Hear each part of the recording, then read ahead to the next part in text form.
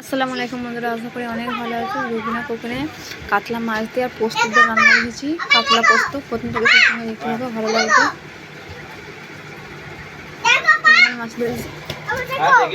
মাছটা দিয়েছি লবণ, হলুদ গুঁড়ো। মাছটা ভালো করে পরিষ্কার করেছিলাম। মাছ তো সবাই খেতে পছন্দ করে, তো এইভাবে বাড়িতে অবশ্যই পোস্ত মাছ রান্না করে দেবেন, খুবই ভালো লাগবে। ওই মাছটাকে আমি ভেজে নেবো। ছোটো থেকে বড় কিন্তু সকলে মাছ খেতে পছন্দ করে বন্ধুরা। এমনি বাড়িতে অবশ্যই পোস্ত মাছ রান্না করে দেবেন, খুবই ভালো লাগবে। এভাবে সব মাছগুলোকে আমি ভেজে দেবো।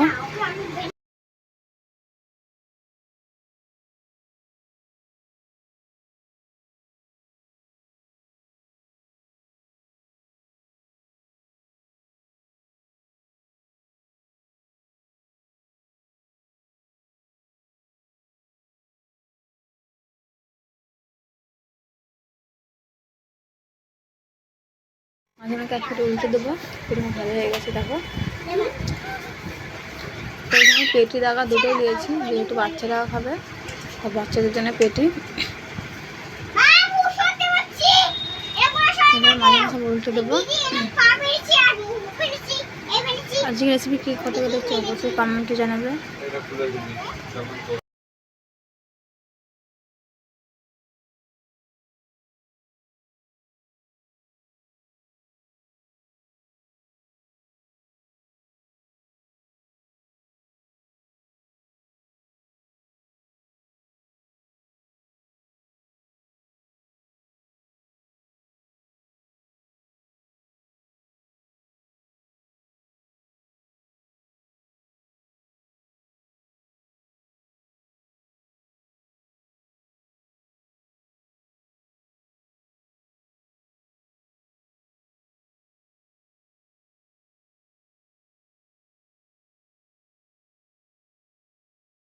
আমার ভালো হয়ে গেছে, এবার আমি তুলে নেবো।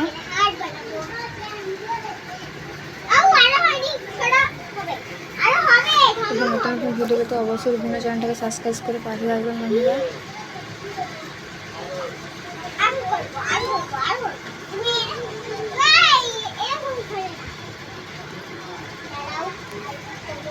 এবারে আমি দাগাগুলো ভেজে নেবো। এই হচ্ছে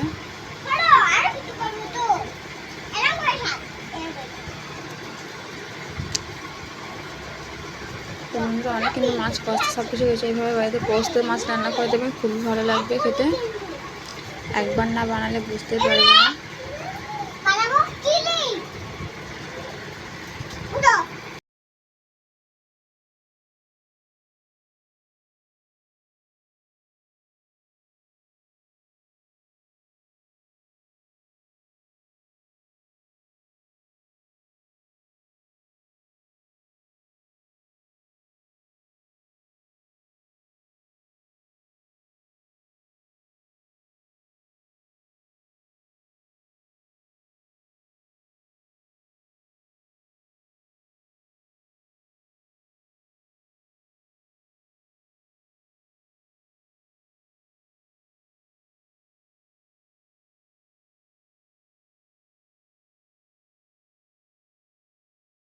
ভালো হয়ে গেছে, এই প্রথমে তুলে নেবো।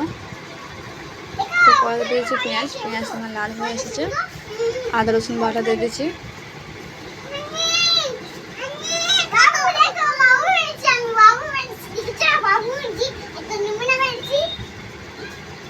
টমেটো কুচি,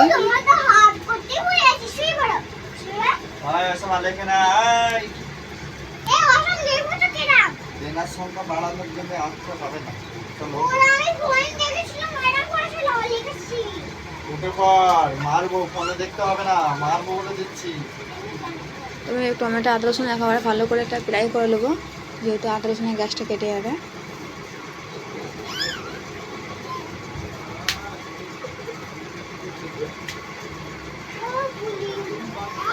পোস্ত বাটা আবার ভালো করে ফ্রাই করবো। ওই বেড়াতে অল্প পানি দিয়ে পোস্ত ধুয়ে আমি ভালো করে দিয়ে দেবো। লবণ, হলুদ গুঁড়ো, লঙ্কা গুঁড়ো, কাশ্মীরি পাউডার, জিরে গুঁড়ো, গরম মশলা করবো অল্প।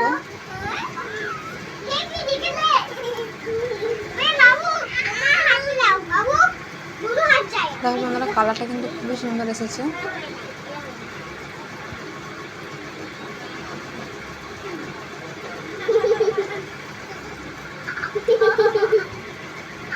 দেখো বন্ধুরা ভেজে রাখা মাছগুলো দিয়ে দেবো এবার আমি একটা একটা করে।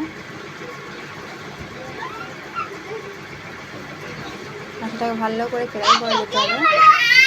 পানি দিয়ে দিচ্ছি আমি।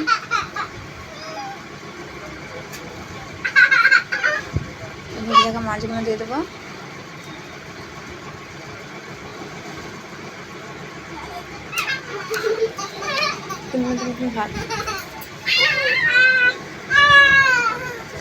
ভাপিয়ে নেবো।